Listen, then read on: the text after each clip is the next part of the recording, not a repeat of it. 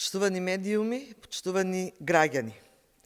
Владата на Христијан Мицкоски задоцни со мерки и носи само делумни решенија без ефект.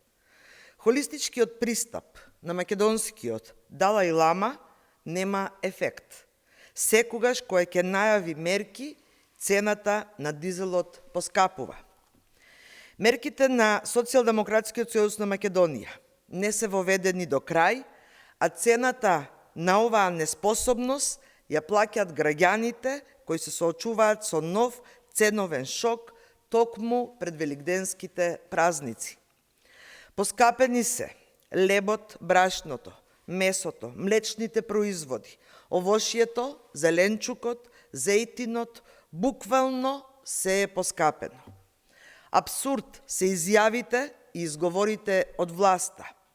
Прво, Мицковски тврдеше дека сме трета економија во Европа, додека владината портпаролка Митева вели дека БДП расте за 2,8%. Па ако сме трета економија во Европа, зошто не се покачи минималната плата на 600 евра и зошто не се воведат посебни пакети помош за ранливите категории на граѓани? Вчера Мицковски рече дека буџетот губи 1.000.000 евра дневно. Ако губиме 1.000.000 дневно, зошто ги повикува граѓаните од соседните земји да точат гориво кај нас? Зошто не се превземат мерки за ограничување? Граѓаните на Македонија, тие го спонзорираат точењето гориво на нашите соседи.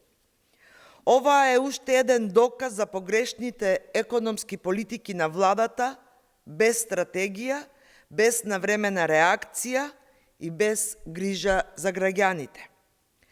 Социјалдемократскиот сојуз на Македонија навремено понуди 4 конкретни законски решенија за заштита на стандардот на граѓаните и стабилизација на цените. Закон за намалување на ДДВ на горивата на 5%, а не како што е сега. Закон за намалување на акцизите на горивата за 4 денари и закон за укинување на ДДВ на основните прехранбени производи на 0% и намалување на цените на патарините на половина. Комплетно решение кое ќе значи вистинско намалување на цените на храната и на горивата. Законските решенија се на собраниска седница утре, ги повикуваме пратениците од сите политички партии, од сите политички групи, да ги поддржат и конечно да застанат на страната на граѓаните. Благодарам.